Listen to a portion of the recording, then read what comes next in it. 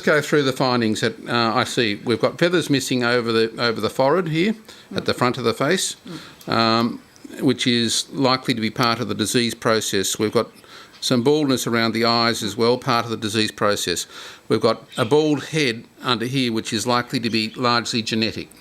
The bald head can be genetic, or it can be feather picking by the parents while the baby is growing, damaging the feather follicles. So it can be picked on by other birds and damage the feather follicles, but that can be both. The wispy feathers, such as these little wisps here, are totally abnormal and they indicate feather dystrophy. So we shouldn't have down feathers like these ones protruding through from there. And the powder downs across the flanks, all this area here is totally abnormal, right across there and there. The colour of the plumage is so dark because there is a lack of powder in the plumage. The feet are inflamed, and obviously we're missing nails, and we've got some twisting of the toes and so forth, indicating her hard history. And her tail feathers, some of them are narrower and have significant faults in them, like this one here.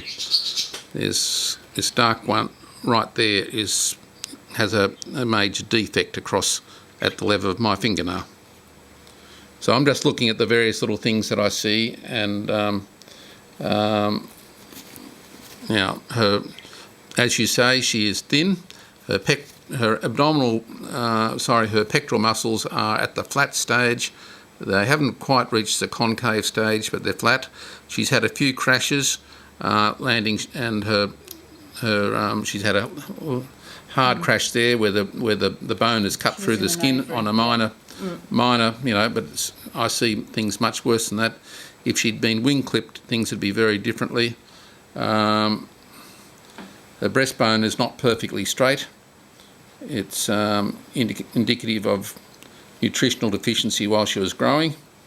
Her abdomen is concave, and that's a very unusual greenish colour that she's got there. I don't know if that's from dye. No, I'll tell you what that was. No, it's not dye, because I cleaned her. No, it is.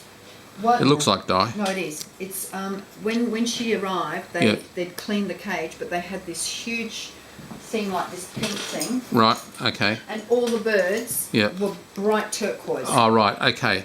Those dyed perches, those dyed mineral perches, as they're sold of, to keep their nails short, should not be used in bird cages. They should be stuck in plant pots or stuck in the garden, but they've got no place or role in bird cages, in my opinion. I think they do not do what they're supposed to do.